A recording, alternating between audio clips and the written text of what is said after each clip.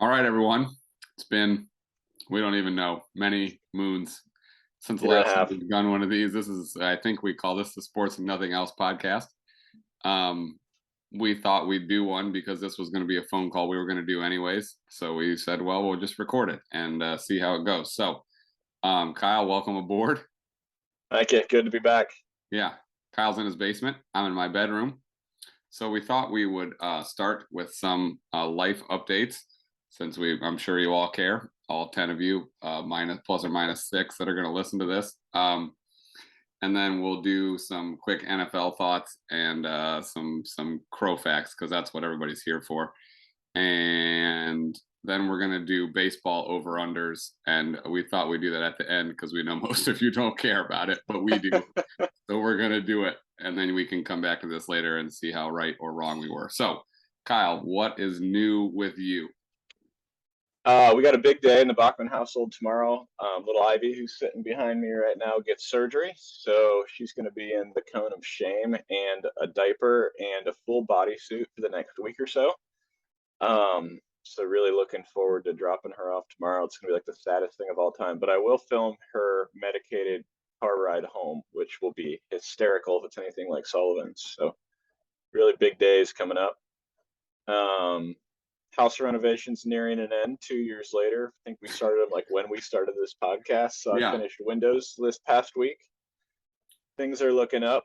And we actually got to go see Annie preach last Sunday, which was awesome. And she was like a TED Talk. She puts both of us to shame. So yeah.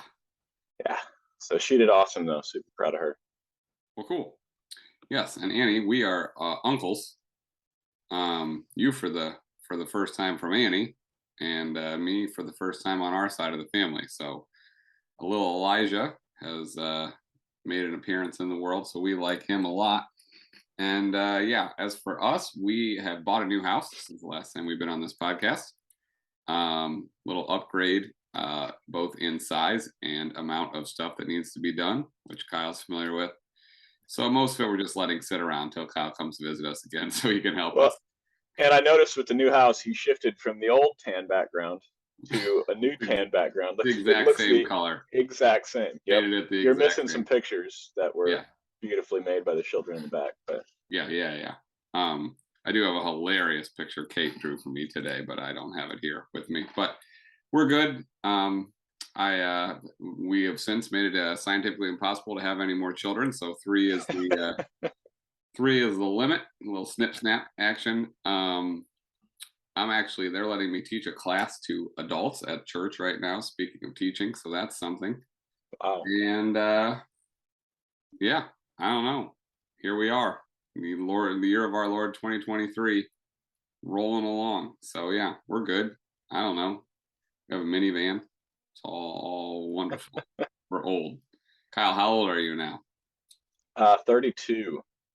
So I'm 36. We are in the 30s and old. I played basketball last night, and I thought it many times I was going to die, literally. So, all right. I'm still sore from bowling from a week ago. So bowling will get you. Yeah. We went bowling with Mom and Dad when they came down a few weeks ago, and poor Mom is having a tough time. A lot of gutter balls. But anyhow, so yeah, that's pretty much what's new. Kyle, are you happy with the Super Bowl matchup? It's not what I would have picked at the start of the year as far as my enjoyment level. I'm kind of tired of the Chiefs, but it's not like it's a team of guys I don't like. So it's more that I have friends that are Chiefs fans that are in a group chat, and it's just obnoxious at all times. Sure. I hate the Eagles. I hate all Philadelphia sports teams. I always have. I always will. So I don't really have a horse in this race, but I guess I'm going for the Chiefs just by default. All right. Well, as I texted you on Saturday, the best Philly fans are sad Philly fans. So I'm definitely cheering for the Chiefs.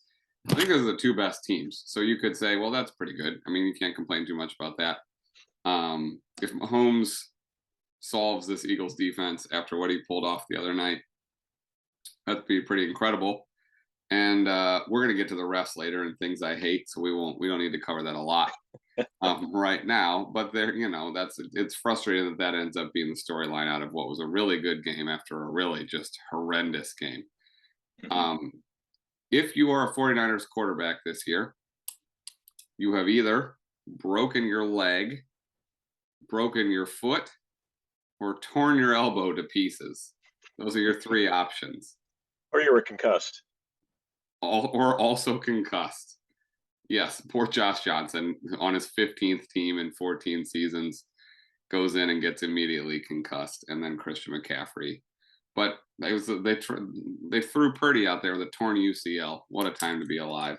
Mhm. But I almost wish they would have just thrown McCaffrey out there. It would have been more fun to watch. I mean, obviously, he would have stacked the box even more than he already did, but I think he could have thrown the ball more effectively than Purdy could have in the second half. So, yeah, well, Purdy threw twice in the second half and the -3 air yards, though he did throw the ball across the line of scrimmage. So it does make it tough. They did a lot of razzle dazzle that ended up in nothing. But I do want to yep. note something.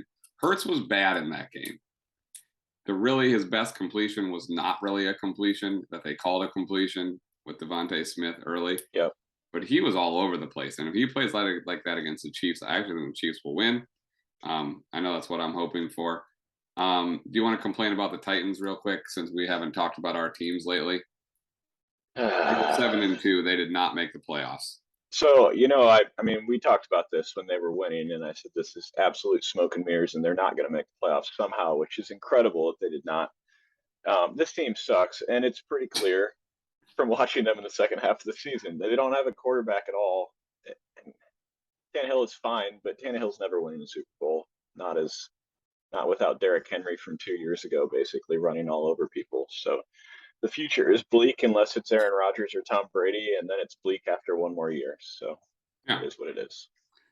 I don't think I've watched a quarterback recently that I was more confident that there are people playing football in their backyards that can throw the ball better than Malik Willis. Like that's not happening.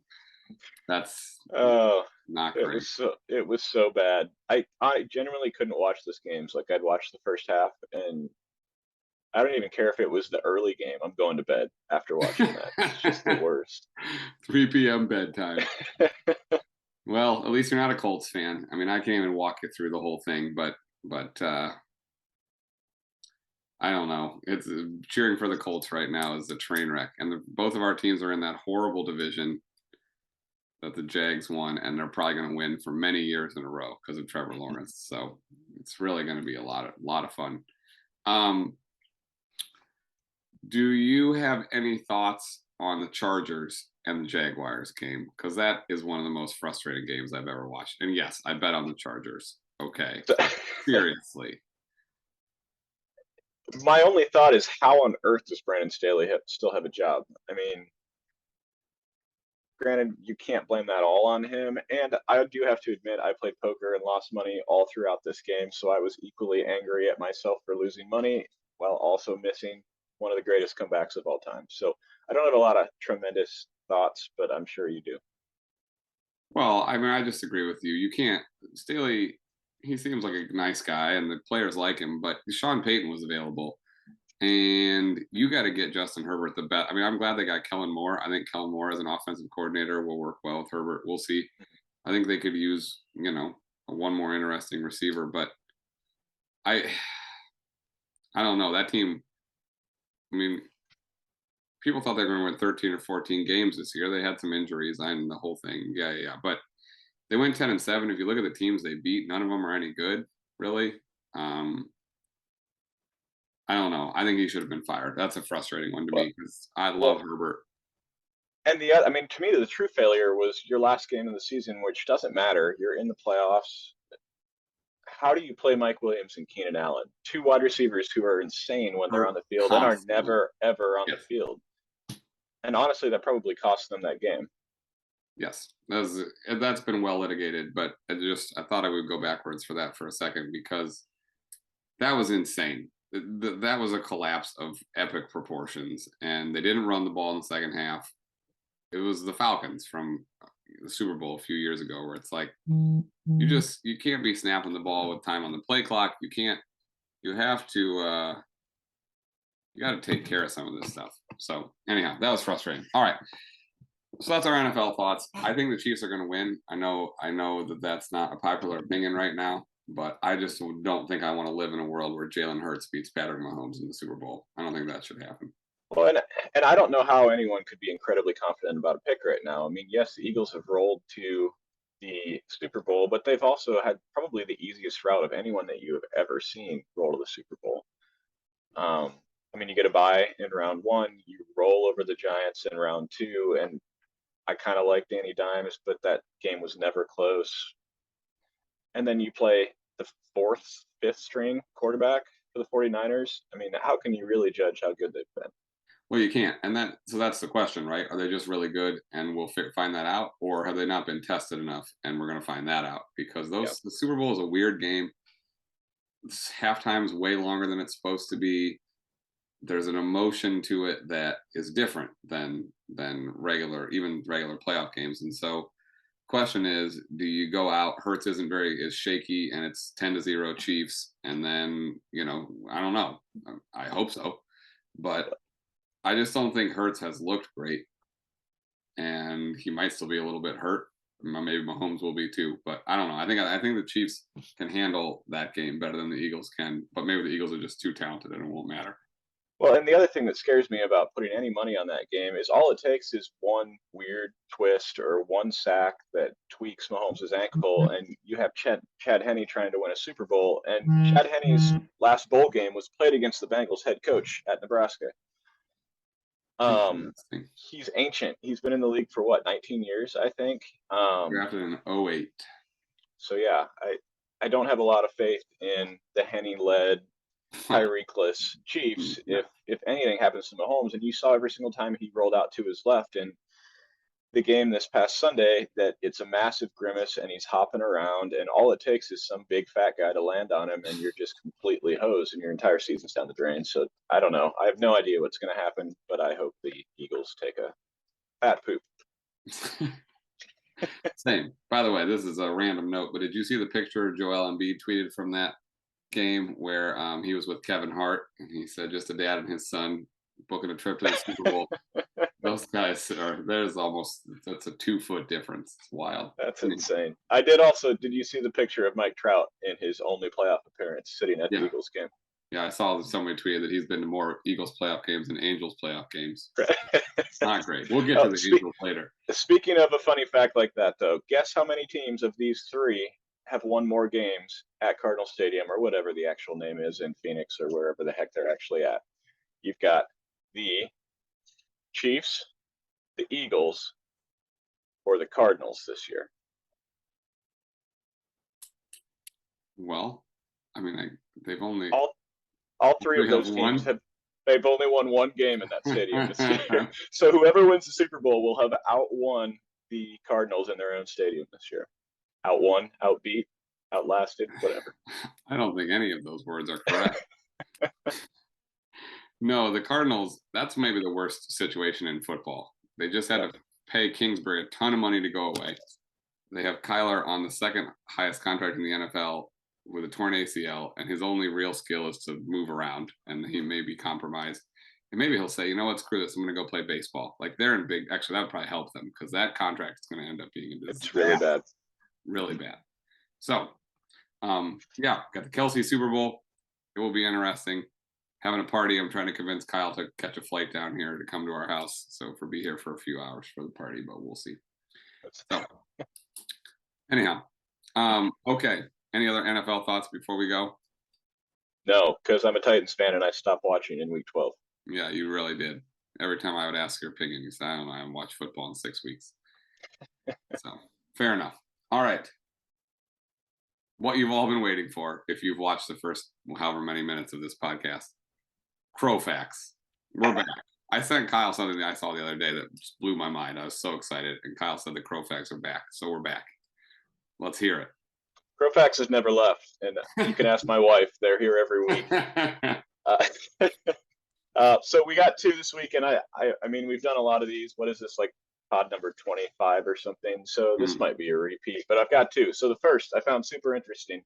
That crows are responsible for over 100 power outages per year because they steal electrical cables and they build their nests out of them. So they're super sturdy.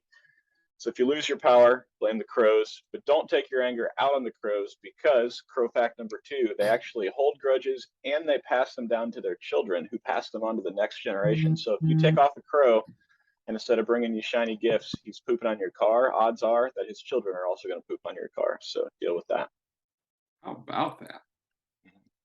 Sounds like a classic grumpy family just passing down hate.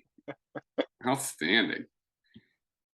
Crows hold grudges. That's terrifying. I feel like there's been movies that have some of those elements. All right.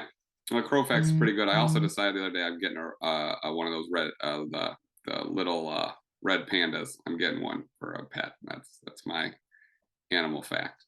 It's not legal, but I'm going to do it anyways. We're just going to smuggle one into Orlando. Okay. Yeah. It's a weird place here. You probably no problem. Actually, you probably could. All right. So that brings us to things we hate. We haven't been on in a while. I came up with a long list today that I'm going to try to narrow down, but I'm going to let Kyle go first before I just go off on a wild tangent. So go ahead. Okay, I've got 5. Do you want me to hit all 5? Yes, I want to hear all 5. Let's go. I've got a lot of back and forth. Yeah, that's perfect. Okay, I got a lot of hate built up, so all right, go ahead. Let it all out. All right, number one and 2 are kind of like a dual thing in my household, so I'm going to do them both. Number 1, TikTok. TikTok sucks. It's the worst. It's degrading society. It's ruining our attention span. It's the loudest dang thing on the entire planet. It never fails. We'll be sitting there watching a movie. So we just watched Kaleidoscope. I don't know if you've seen Kaleidoscope. It's the show on Netflix that you can watch in any order. Watched it. I wouldn't say that this is a strong endorsement, but it was pretty good. It was fine. Anyways, we're sitting there watching this. All of a sudden, there's the loudest freaking video that anyone will ever hear in their lives, and it never fails. It's just randomly I'll be sitting there minding my own business, and I have a megaphone in my ear screaming, and it's the stupid voices that sounds like a computer or the random one. I can't even mimic them, and it makes me want to jump in the frozen river right now, and I might do it if it continues in my house, and if it continues in my bed when I'm trying to go to sleep. I think TikTok is making videos intentionally bright. So not only do I have the megaphone going, I've got a spotlight in my eyes from across a king-size bed that is making me lose my mind. So that's my number 1. And number 2, I guess. That's great. That was worthy of 2. All right. I'm going to go with this one because I said I'd mention this later. I think this is not going to go the direction most of you thought it was going to go. I'm really over people complaining about refs and blaming them for everything. Refereeing is impossible. I have reffed youth basketball games for the last 8 years. And Kyle knows this. This is some of the lowest level youth basketball you could. It's an upward church youth basketball league. It's meant to be pretty calm. And it's really hard. Things happen quickly. And I'll give you an example. I had a friend who coaches in the league. I said, hey, I'm really short this week. Will you help me? Will you ref one of the middle school boys games with somebody else? And he didn't make a call the entire game. And he came over and he said, that was impossible. And I was like, I told you, this is much harder than you think. Well, these are middle school boys, most of whom you can tell puberty's been rough on, right? Not great players. Crank this up to these world-class athletes who, if Chris Jones ran me over, that's the end of my life. That's it. These guys, you're supposed to find all these calls. If you go through all those, calls in the Chiefs-Bengals game, there's really one that's really egregious. It's the third down thing. That's a mess. It's a disaster. You have to find a way to either get that play stopped or say, you know what, we messed this up. It shouldn't be the Bengals' fault. That clearly everybody ran that play like it was a play. Just let it run. That was a bad one. But it didn't even end up costing the Bengals anything. They punted the ball right after that, went 3 and out. So this idea that the game was rigged or the Bengals deserve to have a grievance or something. No. The late hit was a late hit, but that's call has been made every game of every season for the entire year. It wasn't even that bad. And if you remember, right, which people don't because they have short memories, a year ago, we were coming out of the Chiefs-Bengals game talking about how much the refereeing favored the Bengals. This is just the way it works. No refs go into these games with an agenda. They're not being paid off by the league or by gamblers. That's not happening. It's just that human error is going to occur with referees. And you can get all bent out of shape, but it won't help anything. And that game wasn't rigged. And it's stupid. I don't even want to hear it. The Bengals had the ball with 2 minutes to go. They converted a 3rd and 16 and then did nothing with it. Like it's not the ref's fault. It's the Bengals' fault. They had chances to put that game away. They had a more talented team. They lost the game. I don't want to hear it. I'm tired of it. Roughing NBA games has been the most impossible thing in the world. I don't want to hear about that either. All right. That's my first one. To piggyback on that, regardless of your feelings on the ref, LeBron's reaction after getting fouled before overtime last, or what was it, 2 nights ago, is probably the funniest thing I've ever seen in my life. And then Pat Bev coming out with a camera to try to show the picture of the foul. I hate Pat Bev. It's fantastic. It's hard to like Pat Bev, and it's hard to root for LeBron when he's literally throwing a tantrum I would be mad at my dogs for. Yes, absolutely egregious foul. Yes, they really, really needed that win, but it's also January. It's regular season basketball, and the West is really pretty bad. You're going to get in the playoffs anyways, more than likely. So, yeah, that was outrageous. As someone who's tried to ref games before and swallowed a whistle, per your earlier example, it's really hard. It's really uncomfortable. And unless you really have a power trip or want to be obnoxious, you're probably going to fail at it. Transitioning into number 2, which was kind of from my intro. I am so tired of being a homeowner. I'm over it, done with it. You notice every little problem in the house, every project you do, you notice something that you did wrong. And we own a really old house. We've done a ton of work on it. It's getting to a place that we're really happy with it. But boy, am I tired of it. And I'm tired of stressing about it. I'm tired of stressing if there's foundation issues and all of this, and you pour a bunch of money into it, and I'm over it. I'm done with responsibility, which leads me into the next one, which is a combination. I'm done being an adult as well. I'm throwing in the towel. I'm finished. I'm done with responsibility. I'm done with bills. I'm done with it all. So I'm going to call you in to be my adult coach at some point. So great. Well, you have to move down here because I don't like to do it from afar. So yeah, we'll find you a place. Interest rates aren't bad at all right now buying houses. Anyhow, all right. I got another one from recent sports stuff. This is a 2-parter. Goes with the Major League Hall of Fame. Scott Rowland should not be in the Hall of Fame. Scott Rowland should be in the Hall of like almost fame. Scott Rowland was awesome for a long time. It was really awesome. It's not like a degradation of the Hall of Fame because of who they've let in. Like he's more important than Harold Baines. He's more important than some of those guys that are in. But he's not on the level of a lot of the guys that get in the Hall of Fame. He's a really nice player. It was a really nice moment for him. I'm happy he's from Indiana, the whole thing, whatever, cool. But the thing I hate more than that is that we immediately then go to like, well, if you let Scott Rowland in, you have to let Mark Grace in. No, you don't. Listen to these stats. Get out of here. I had this pulled up because this made me so mad. And part of it's because we both have all of our Chicago fan friends in our life. So it's all over our Facebook feed, which I shouldn't be on, but here we go. Scott Rowland was the best defensive third baseman, him or Adrian Beltre, for like his whole career. He won in the National League, where Adrian Beltre was for much of his career. He won 8 Gold Gloves. He was an All-Star 7 times. He hit 316 home runs, 281 hitter, almost 1,300 RBI, 118 stolen bases, OPS 855, OPS plus 122, 70.1 career WAR, which, by the way, I know WAR isn't everything, but that does actually put him in line with Hall of Fame third baseman. Okay? Really, really nice player. Borderline Hall of Famer, probably shouldn't have been. Mark Grace, as a first baseman, played forever. He was a nice defensive first baseman. He won 4 Gold Gloves. Oh, Rowland was an All-Star 7 times. And by the way, National League third baseman while Rowland was there. Pretty good. Grace, 3-time All-Star. He had 173 home runs despite playing for 19 years as a first baseman. He had 1,100 RBIs in a lineup that had Sammy Sosa on base all of the time. 70 stolen bases, but caught just one less time than Scott Rowland with 118.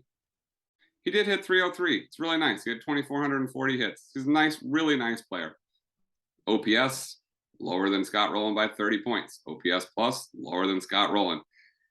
His lifetime WAR as a first baseman, where there's just this huge bounty of slugging first baseman, 46.4. If you're keeping track, that's 24 less than Scott Rowland. Mark Grace is not a borderline Hall of Famer. Mark Grace is not even close to a Hall of Famer. Get that out of here. Like, come on. We don't have to take one thing that wasn't correct and then like crank that up to 11 and do all the incorrect things. Mark Grace can't be in the Hall of Fame. Mark Grace in the Hall of Fame, there's like 1,000 guys that got to get in the Hall of Fame tomorrow. Stop it with that. I love you people. I love that you're Cubs fans and you, like me, have just experienced losing your whole life, so you want your guy in. Because I'm a Guardians Indians fan. I understand. There's some guys I'd like in too, but Mark Grace is not a Hall of Famer. Come on, this is not close. So go ahead, continue. I'm going to get even more grumpy with the next one, and some people are going to get mad about it. So you go ahead with yours. This is going to be a quick one. Grocery prices. What the hell? This is so bad. Eggs. Eggs are worth more than like diamonds. That's your whole thing? That's it. Okay. That's what I got. No, I'm with you. It's awful. we went to Publix tonight after Mike had this school event that was awful. There's a million people there in the cafeteria. It's 100 degrees. It's no fun. And we went to get some stuff. We needed some dinner because they were serving cold Domino's pizza, and we were out on that. The girls, of course, ate it. They were thrilled. Ben too. But we went and got some chicken wings from Publix. They were $16 for a pack of 20 chicken wings from Publix. Those used to be $8.99. It's insanity. You can't. Everything is so expensive. You get the cheapest bag of apples is like $8. I was like, what am I supposed to do? I can't shop here. Shopping is not a pleasure here, Publix. Shopping is awful. It cost me my whole life. So yes, I'm with you. All right, you have one more because my next two are tied together, and they're my last one. Sure. And this one kind of ties into being a homeowner, but one of the projects we've been working on is window trim. So I had to do the trim, and then we had to paint the trim, and then we had to caulk the trim, and then I had to put window shades up. And painting window trim for 2 weeks is the worst thing you can do with your entire life. And trying to get the little tiny side edge where it goes up against the wall, I'm over it. It's the worst, but it's done. So I'm very happy, but I will never do it again. I will be hiring someone. Yeah. Well, the key is if you sell this house, which I know you think you may at some point, you just got to buy a newer house. The problem is we bought this house and it was built in 07, and you would think like, great, but there were renters in here for so long. It's so terrible. Like, you did a bunch of stuff and it was awesome, and I can't thank you enough. But it's just, Emily's done a bunch since you left. I've tried my best, and there's still a ton of stuff to do. It's just so frustrating. We need to get a new front door. We need to replace sprinklers. We need to paint more stuff. It's just never ends. Blinds, the whole thing. It's so frustrating. Anyhow. Okay, here's my two things. And this is people, there are going to be people who don't like this, and I understand, and you're fine to not like it. Okay, well, one quick one. Taylor Swift, still on my things I hate. I just need, and her fans. Okay, that's it. TikTok, I'm with you. And almost all reality television, I have grown to hate more and more and more, like The Bachelor and Bachelorette and things like that. Anyhow, recently, I'll just do this one. There was a WNBA one where ESPN posted about Breanna Stewart doing a bunch of emojis, and they were trying to like act like they were deciphering it. And the comments made in the comments section were gross, and it was uncomfortable. Listen, I used to be pretty immature about women's sports. I'll admit that. I am now really appreciate women's sports. Part of it is having girls. Part of it is just not being a douche. There's a lot to appreciate about women's sports, and there should be. But the comments were disgusting, and you can figure this one out. Like, look, I love sports cards and sports after like the important stuff, like family, friends, Jesus. Then it's like, those are my hobbies, right? The problem is sports and sports cards are filled with racists and sexists. It's the worst. It's like, that's the group of people. Anyhow, the one that I wanted to talk about was posted by ESPN and NFL's Facebook page the other day. And they were mentioning that Hurts and Mahomes is the first ever matchup of two black quarterbacks in the Super Bowl. Now, you can imagine what the comments looked like on this, but the most common comment is this: why are you race baiting people? Why bring race into this at all? This doesn't matter at all. It's just two good quarterbacks. And here's my observation on that. If that is your number one reaction to that post, it means that you are so privileged that you've never even had to consider what race means in your life because you're white and you live in a place where it doesn't really affect you in any way. There's no need to be proud of the fact that it used to be that black men were told they're not smart enough to play quarterback, and now two of them are playing against each other in the Super Bowl. It doesn't matter that Patrick Mahomes isn't 100% African American, that he's mixed race. Like, that doesn't matter. That was a comment that was made a lot too, of course, because it's like the white people want to claim the ones that they want to claim because we're the worst sometimes. And like this idea that like race should never matter is really just a coping mechanism, because if we don't want to think about what we did and still are doing systemically to black people as white people, because it's a lot easier to not feel guilt and instead just project stuff onto the media like they're trying to make you mad. No, your reaction is just poor because you don't want to deal with this stuff, even though it is stuff that has to be dealt with.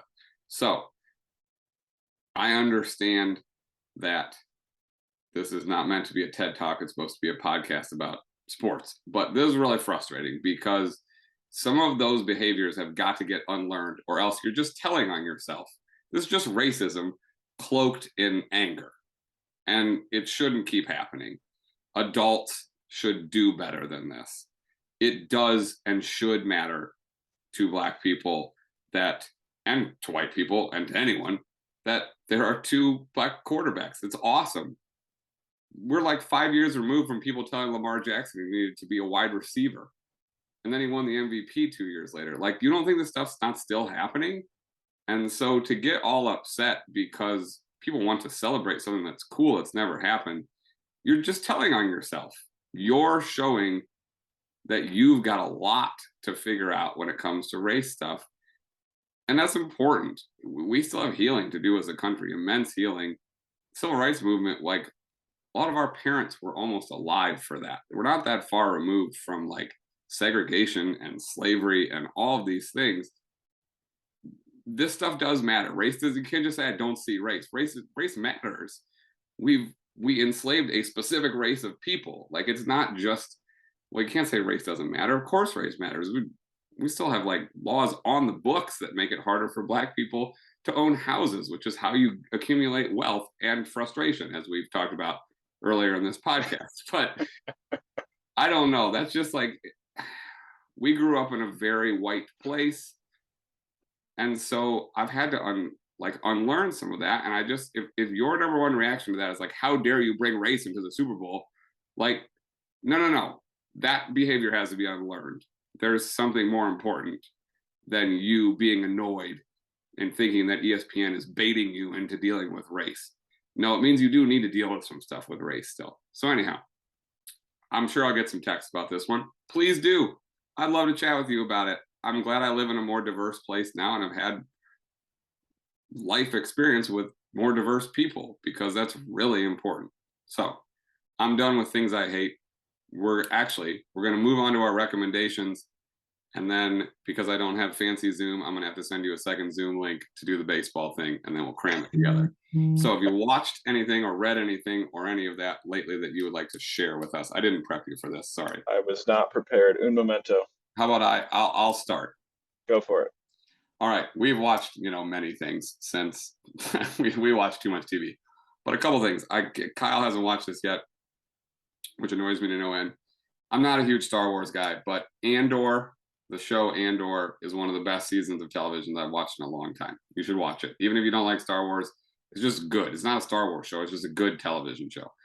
We also watched recently one of the dumbest shows I've ever seen, but it's hilarious, called What We Do in the Shadows, about vampires just like trying to figure out everyday life. It's hysterical. It's a little off color. If you have problems with foul language, don't watch that for sure.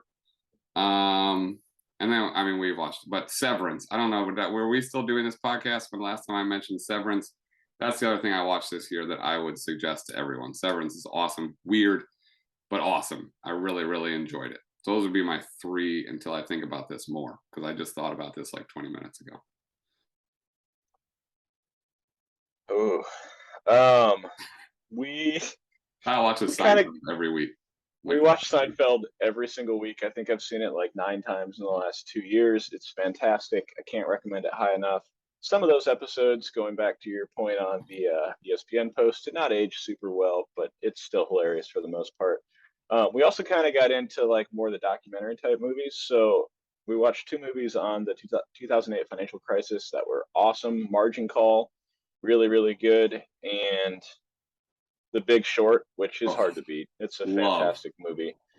But then two other movies that were kind of along those same lines were Miss Sloane, which is fantastic. It's about a lobbyist.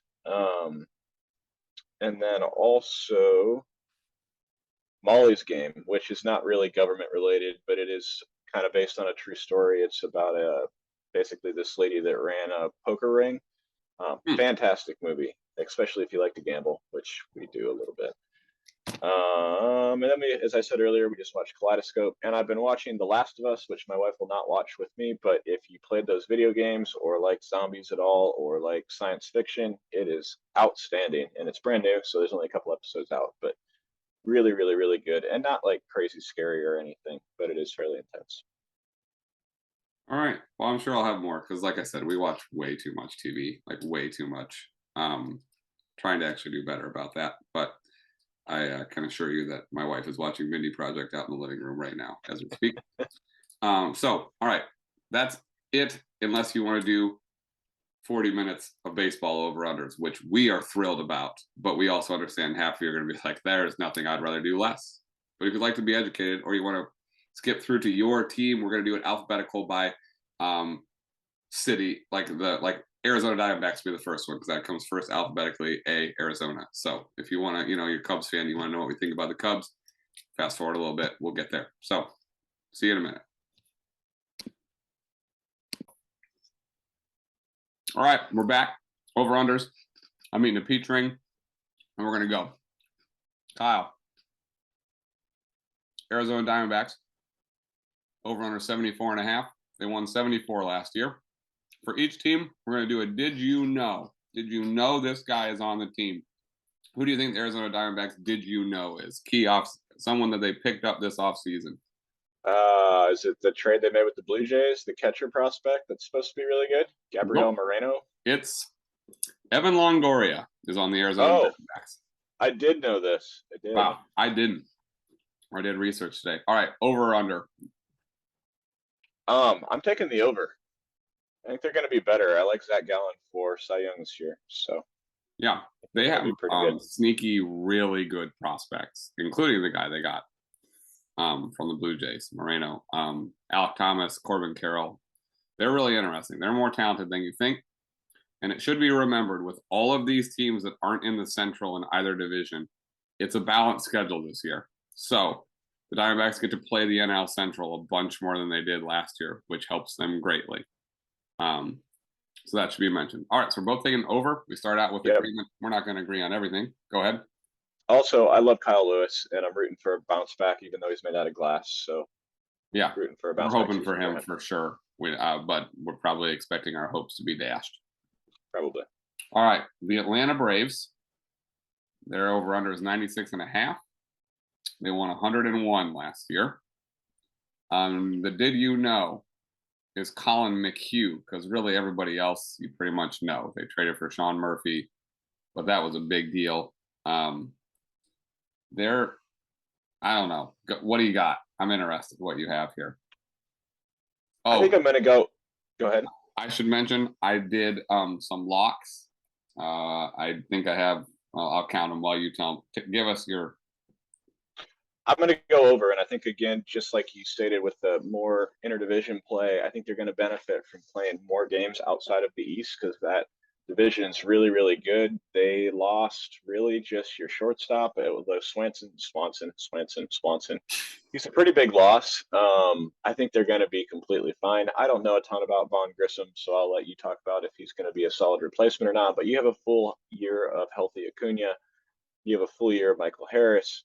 Their rotation is fantastic. I think they're going to be fine. And Ozzy Albies, by the way, who they really didn't Correct. get much from last year. They have a catcher upgrade with Sean Sean Murphy. Yep. Austin Riley appears that he's just going to be an MVP candidate every year. It's an over for me too. They get to play the Central more instead of the bloodbath it is the NL East, and they're better. Swanson had a really nice year last year, but he's been up and down as a player. He's not that big a deal. Yep. Vaughn Grissom, I don't know that he's the answer, but they have the prospects and the money that they can go out and get someone if he's not. They also have Arcia. They have Albies. They can piece it together at shortstop and second base. And they have a full year of Acuna, who I think is going to win the NL MVP this year. So I think that it's a slight over for me. I think it's like 100 wins. I think they're 162. So I would take the over. We're 2 for 2 on agreeing, which scares me to death, but here we go. We'll continue. And I know we're agreeing on this one. The Baltimore Orioles, their over under is 75.5. You want to guess how many games they won last year? They were right around there, right? 74? I don't have 83 games last year. 83? Did you know that this guy was added? I think you can get this one because it's really the only guy of consequence they added to their team. Kyle Gibson. Not Kyle Gibson. But good guy. Oh, it's Adam Frazier. It's Adam Frazier. Yeah. Adam Frazier, yes. What do you got for them? I'm going over. I like Rushman. I don't know how to say his name, and I'm going to guess with that. I like Cedric Mullins. I kind of like Santander. This team's not going to jump off the page at all, but they have a ton of guys coming, and somebody's got to win games. So I'm going with the over. Well, it isn't going to be them. They have no pitching. This is my first lock. Under. I think they win 66 games. I think this is one of the worst teams in baseball, and people don't realize it. Their best pitcher last year was Jordan Lyles. They let him walk. They have no pitching, and they don't have pitching coming. I'm telling you, they're going to hit a little bit, and that's going to be all they do. I think they're going to be really bad. And by the way, I thought they were going to be really bad last year too. They won 83 games. So Can you name their rotation, Mr. Baseball Expert? And their ace, I've never heard of him. They're not. They have no pitching, none. Their ace is Dean Kremer. Yeah, who's fine. He's an acceptable pitcher, but no. I mean, yeah, I like Kyle Gibson. He's been very serviceable for the last several years. Tyler Wells, I don't know who you are. Austin Voth, I don't know who you are. Kyle Brandish, I also don't know who you are. But not good. They're going to be fine. Sure. Their bullpen's not good either, but great. No. All right. Boston Red Sox. Over under 78.5. They won 78. They have a whole bunch of did you know guys, but you want to guess? I wrote 2 down for them. Kenley Jansen? No, he was too big a acquisition for me for this one. Kluber? Corey Kluber and the old Redbeard himself. Oh. Justin Turner. Yeah. I think this team's terrible. I think they're awful. Their entire rotation is injury prone or already injured. I don't trust Kenley Jansen. Trevor Story starting the year and probably going to spend the entire year on the DL. So you're playing, I guess, Kiki Hernandez, or as you'd like to call him, Blank Hernandez. Can't do it. Who's also somehow going to start in center field for them. So I don't know how he's going to pull that off. Do both. I don't like this team. I don't trust the Yoshida signing. Why not just spend the money on Devers or spend the money on Betts 2 years ago instead of Story and Yoshida? I don't understand what they're doing, and I hate Boston sports, so I'm going for the under.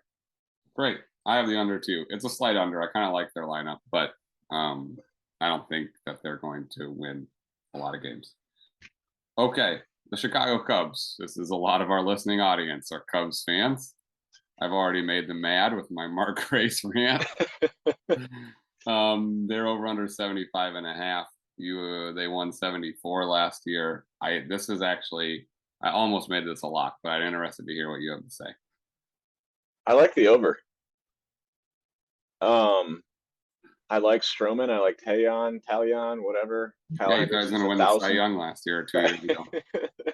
Kyle Hendricks is 1,000 years old, but still pitching. They got Swanson. They got Bellinger, who I know has been a train wreck, but if you take the shift away, he might be at least serviceable this year. That's really what you need to know. Yeah. He is Yeah, one I of don't my hate this did you team. know guys. Jan Gomes being the other one. Ah, Um, yep. their pitching is bad, really, but their offense, they took some flyers on some guys. They don't have to hit on all of them. I think they're good enough to win 77, 78, 79 games. So I also took the over on them. So yeah, so far we've agreed on 4 out of 5. And we're also not on pace to get this podcast over in 40 minutes. But anyhow. Okay, the Chicago White Sox, both of our least favorite team, probably. Their over-under is 83.5. They won 81 last year, an all-time underachieving team, which was great. Loved it all year. I have 3 guys written down, but I'm just going to go through them. Clevenger, who's supposed to be their 5th starter, but is in legal trouble. Andrew Benintendi, who I was so mad the Guardians didn't sign for what he ended up signing for them with. And I wrote down Liam Hendriks because it's important to note he's not going to pitch till June. He has cancer. We wish him the best, for sure. He has lymphoma, I believe. I picked the over. They're too talented. If they don't get the over this year, look at their rotation. They have Dylan Cease, who's awesome. They have prime regression candidates in a positive way in Giolito and Kopech. They have Lance Lynn, Mr. Baseball, my senior year in Indiana. They're too good. There's no earthly reason for them to not win 84 games. What'd you pick? I don't want to go over, but looking at their lineup, I think I have to. Somebody has to hate it next to the over. Somebody has to win games in the Central, and I know that they're going to play less Central games, but I don't think that division's very good. Again, I still like your Guardians, but they had so many injury issues, and they still almost hit this total last year. I think there's no way that they do, especially with Giolito, who was lights out the year before with like a 6 ERA last year. Not going to happen again. It's going to come back to the norm. Good stuff. I watched him pitch last year. Not a 6 ERA pitcher. Yeah, all right. I think they're going to be fine. I do too, and I hate it. All right, the Reds. This is one of my locks. What do you got for them? They're 65.5 if they're over under.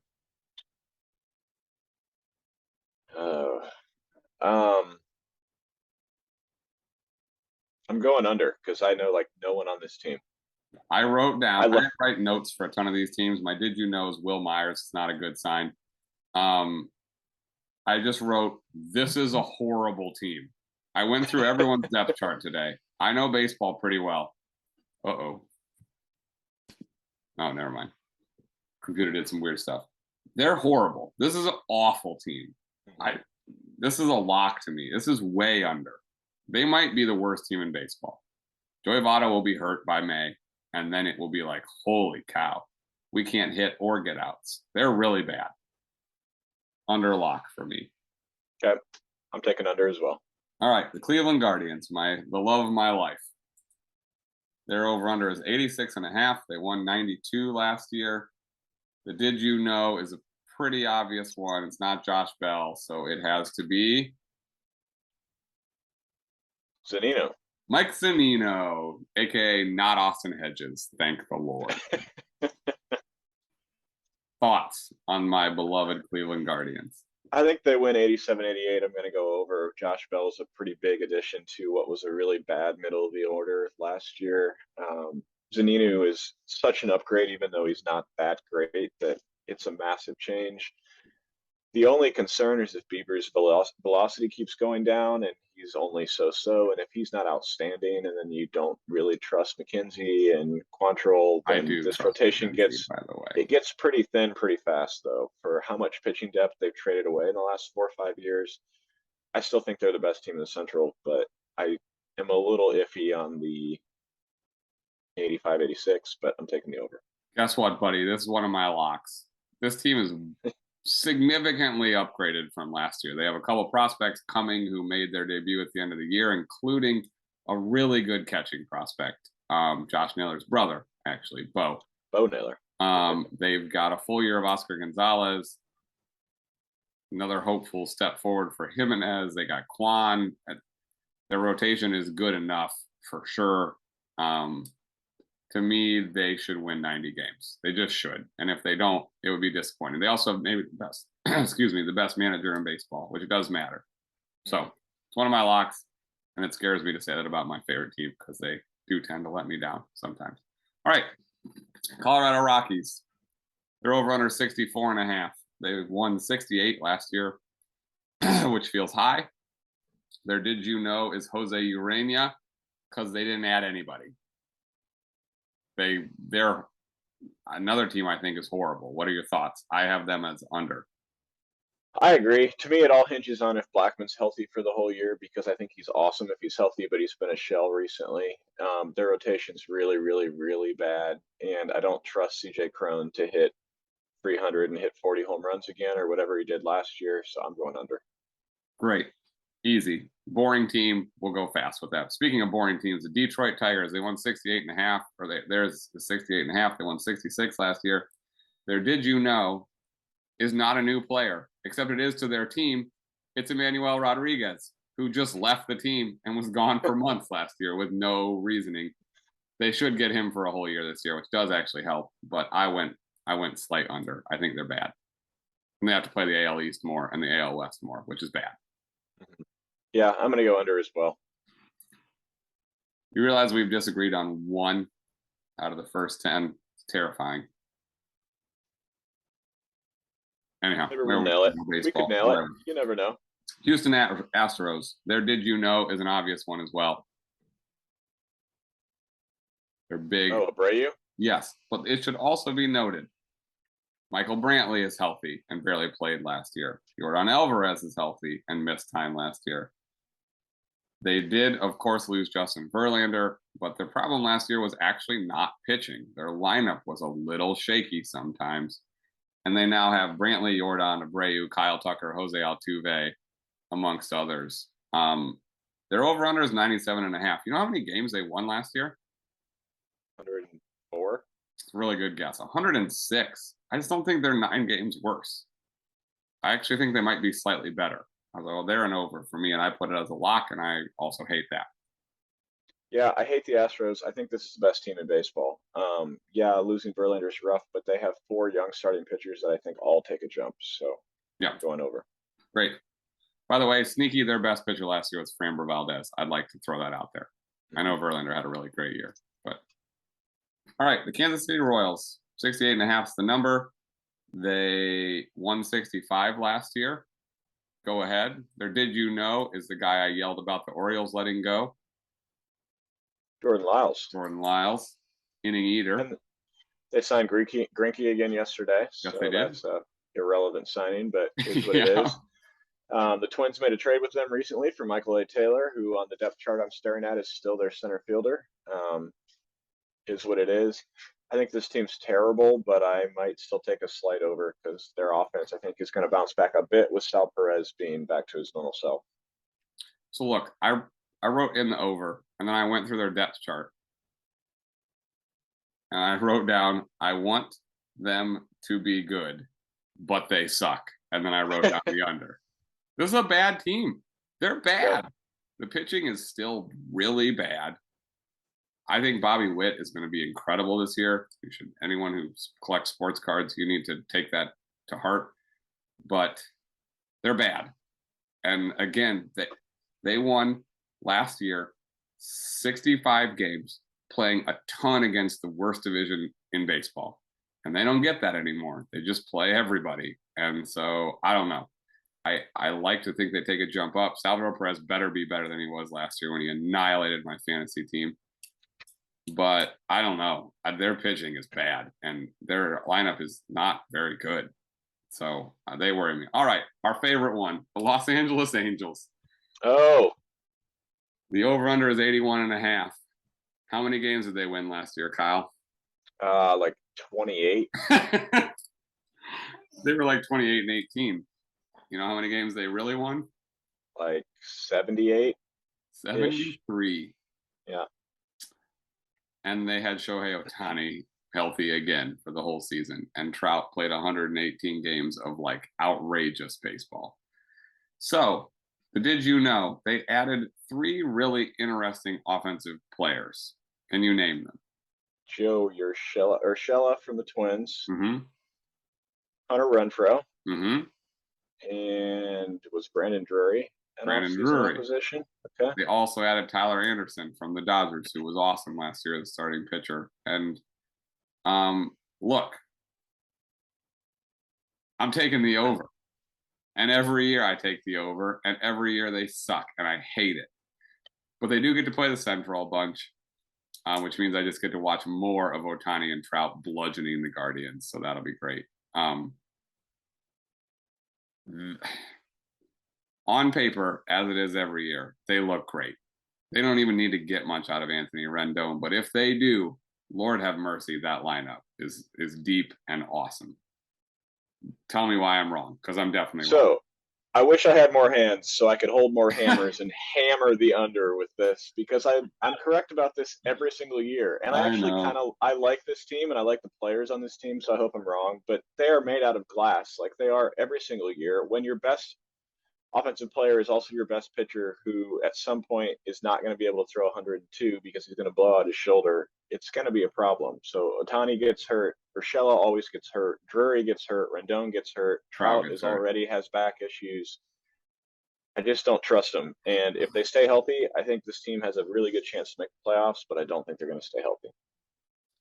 Hard to refute any of the things you just said. So let's move on. It makes me sad. I want Trout and Ohtani to have a run. I want them to make the World Series if it's not the Guardians.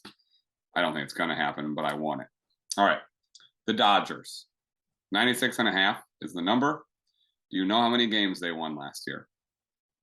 111? 110? Wow. 111. Nice.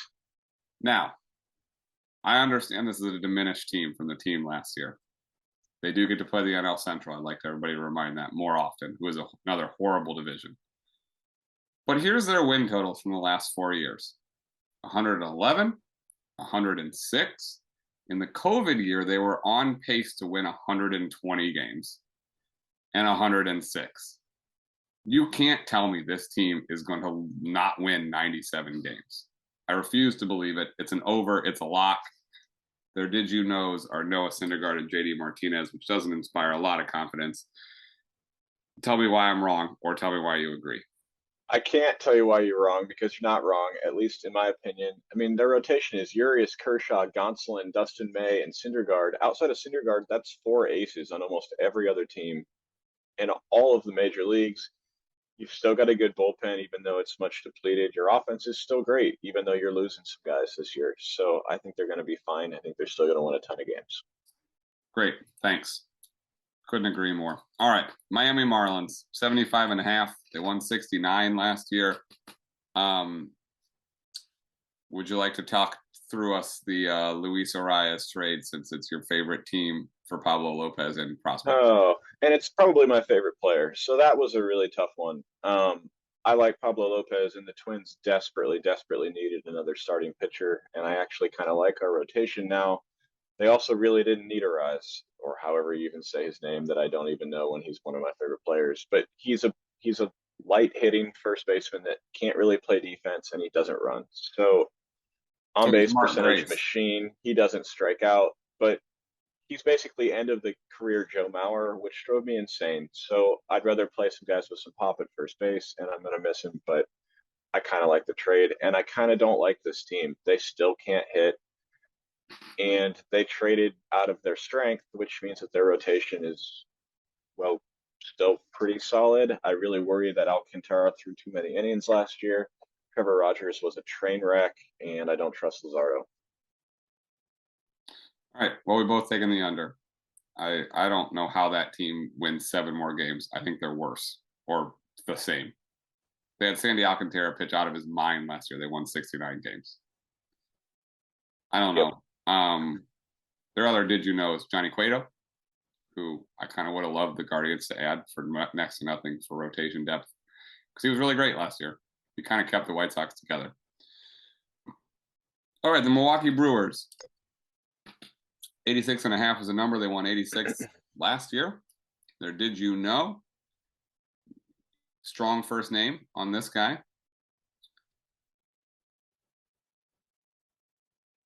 I don't know. Jesse Winker. You tell me what you got on this, on the 86.5. I think I've got to go under. I don't trust their offense. I don't trust Yelich. I don't really trust Winker. You are shaking this all over the place. So where's the offense? That's the note I wrote down for the Brewers. Yeah, I don't really trust it. And their top two starters are insane, and the rest are horrendous. You do have the best reliever in baseball in Devin Williams, but I don't trust this team. No, I don't. Again, it's a team that won 86 last year, playing the NL Central a bunch, and now they got to deal with the NL East, which is a juggernaut, and the NL West, which has maybe the two best teams in the National League, and the Padres and the Dodgers. I still love both those teams, which we'll get to. So it's an under for me too, dog. All right. The Minnesota Twins, your favorite team. The number is 84.5. They won 78 last year. Their Did You Know is your favorite signing. Joey Gallo. Joey Gallo. Joey Gallo's on the Twins, kids. I will tell you what I did after you give me your breakdown of your favorite team. I think there's an insane amount of variance in what this team can do last year. And if you look at what they did in the first half of last year, they were on track to break this over under, and they would have been over, and they fell off a cliff the last 30 to 40 games of the season. A lot of that was health, and a lot of that's Buxton, and a lot of this year is health, and a lot of that's Buxton. They have essentially 7 number 3 starters. I really like their closer in Duran. Yeah. And if Buxton's healthy, and the offensive or the defense that they can throw out there with everybody healthy, it's insane. If you look at the run score or run saved with outfielders, they have 3 of the top 5 in the last like 3 years.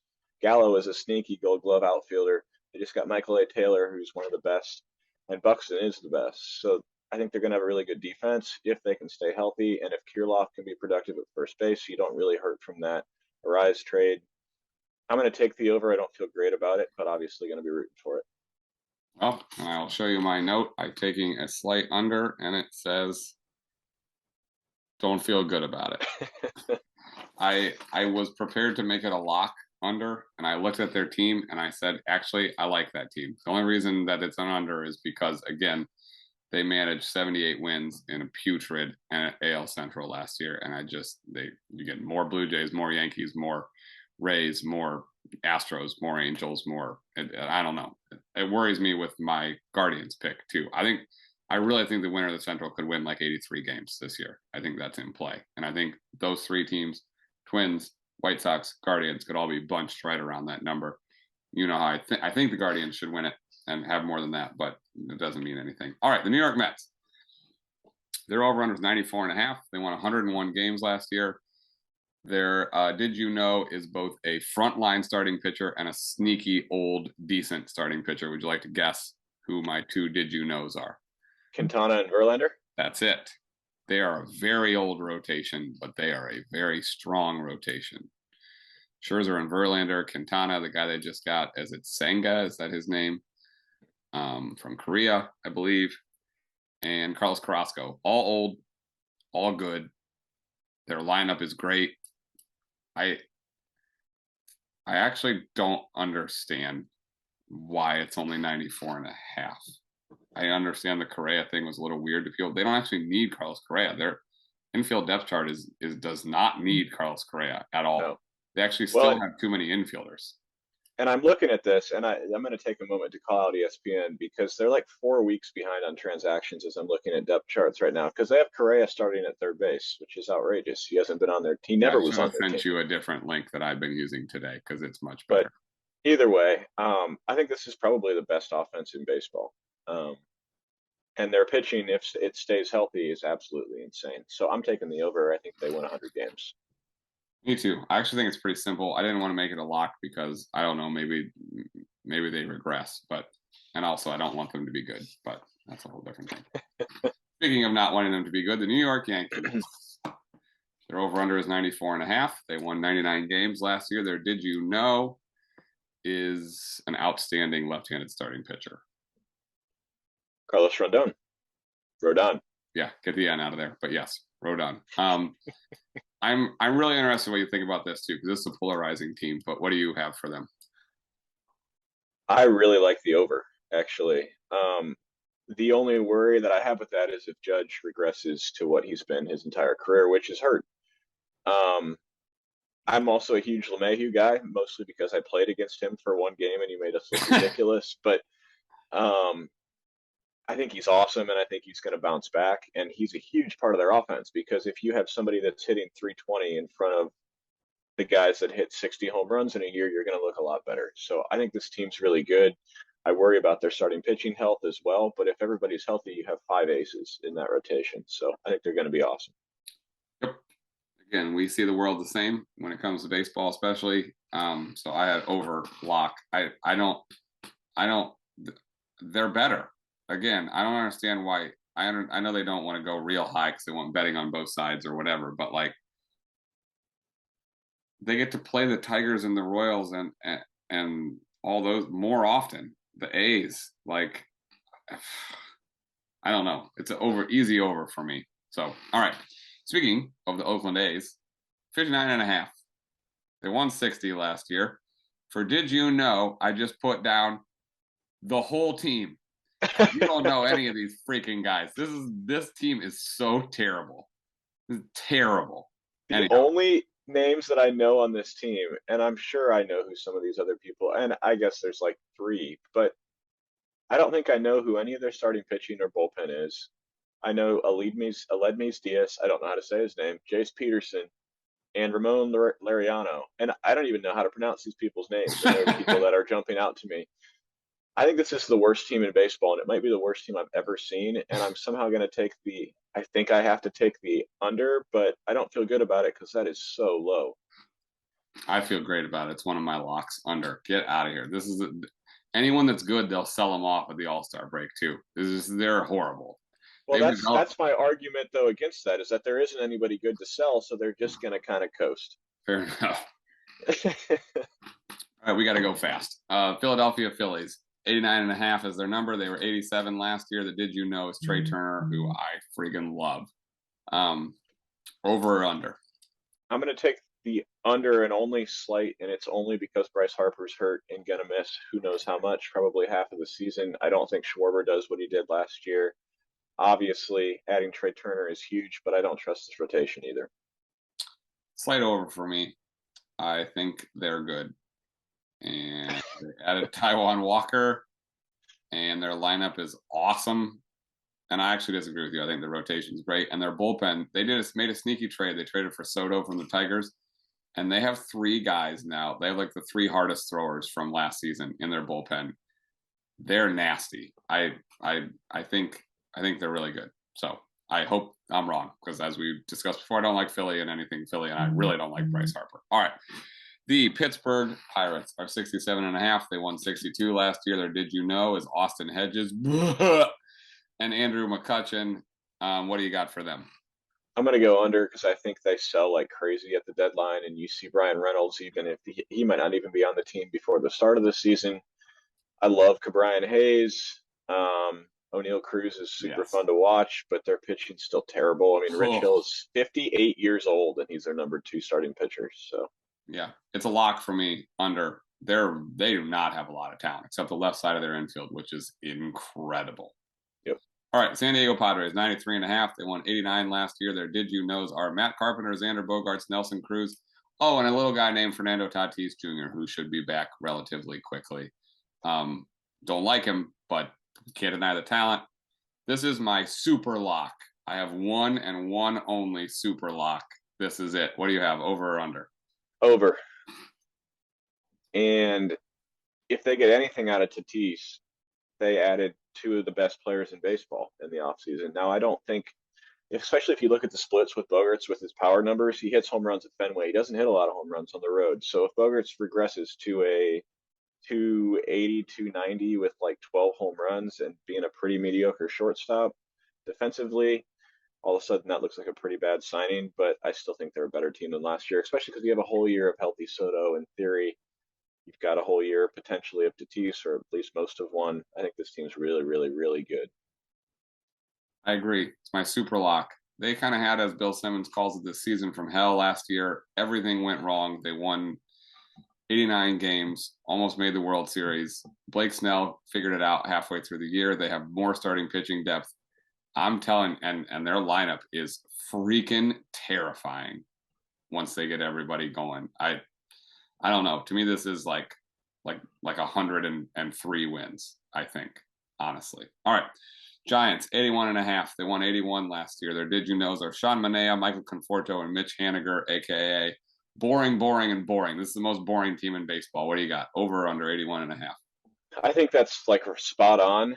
I'm going to go slight under just because no one jumps out on this entire team, and you still have quite a few injury risk with a bunch of really, really old guys that are still trying to trot it out there. But I like the Rogers brothers in the bullpen. I think I'm going to still go slight under. I'm making this a lock too. Under. I think this team's actually bad. I think it's a team that they've kind of made it work with veterans for a couple years and made it interesting. And I think they're worse and worse every year. They tried to sign big guys. They didn't get any of them. I think they suck. All right, let's move on. The Mariners, 86.5. They won 90 last year. Their did you knows are Colton Wong and Teoscar Hernandez. I gave them a slight over, and I just wrote in parentheses, pitching. They have great pitching. Their offense is not much, but they have Julio Rodriguez, who I love. We have 5 minutes left on our timer, so we got to go fast. All right, going slight over. I don't have a lot of thoughts. Other than that, I don't trust the Mariners, but I like them, so I'm going slight over. All right, Mariners. My second to last lock, or not Mariners, Cardinals, 88.5. They won 93 last year. They added Wilson Contreras. They get Jack Flaherty back, which is a huge deal. And somehow Adam Wainwright's still on the team. I have him on here. Did you know? Because he is still clipping along. Over or under? Sorry, Jake. I'm going under. I think this team's old. I don't like Wilson Contreras, and I don't trust their pitching to stay healthy.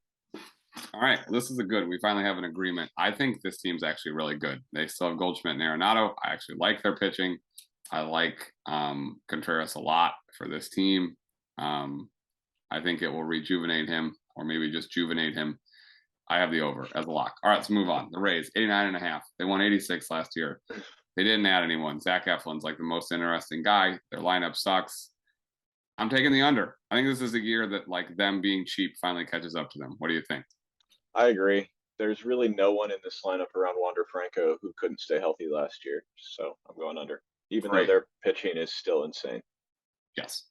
Texas, 81.5. They won 68 last year. I think it might be the biggest disparity between wins, like an upward mobility in the over-unders. That's a 13.5 win gap. The did you know is just their whole rotation. They bought a whole new rotation. Eovaldi, Andrew Heaney, Jacob deGrom, I'm missing John Gray, and then they have Martin Perez. Over under for them.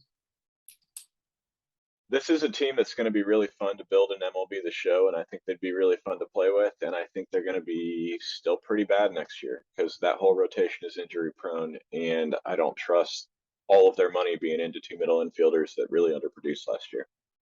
Boy, we could not agree more. That's an under for me. It looks great on paper. It feels like 74 wins in real life, which is what the Angels are always, even though I pick them over every year. All right. The Blue Jays, we got 2 teams left. We got 3 minutes to go. Blue Jays, 90.5. They're this is my last lock. They won 92 last year. The did you knows are Brandon Belt, Whit Merrifield, a whole season of Whit Merrifield, and a sneaky, really good player that they made a trade for, Dalton Varsho. Go ahead. I love the over. I love the Blue Jays this year. I think Vlad wins the MVP. I think they're going to have the MVP too, but I don't think it's him. All right, go ahead. And if they get anything out of Jose Barrios, whatever his name is, he was horrendous last year, but has been historically fairly strong for the Twins. So I think they're an over. And they should get Ryu back at some point in the middle of the year. And I think they have the MVP too. I just think it's Bo Bichette. I'm telling you, this team's coming for it. And again, they won 92 and a lot of stuff went wrong last year. They get to play more games against the Central. 90.5 feels low. I got them. That's my last lock. Over.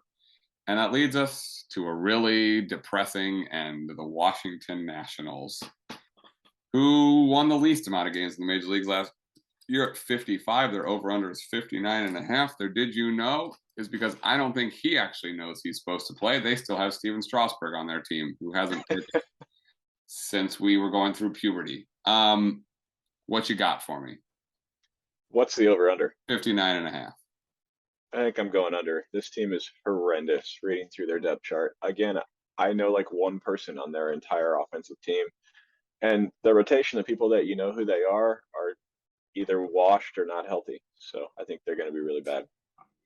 I have a slight under. I wrote down, this is my final note. They're more talented than you think. There are major prospects all over the place on this team. And there are more coming. That's part of what happens when you just blow it up completely. So I wouldn't be surprised if this team ends up being like real plucky and people kind of love them and they win like 66 games. And you see a bunch of young guys who you're like, oh, okay, CJ Abrams, cool. Luis Garcia, cool. Like we've got some guys. That being said, they're horrible and they're going to lose a lot of games. And I think it's more like 57 and whatever that is. So, all right, we got to be done. We made it, not by a lot. Thanks for hanging out for an hour and hour and 20 minutes, everybody. Sorry for our rants. Actually, we're not sorry.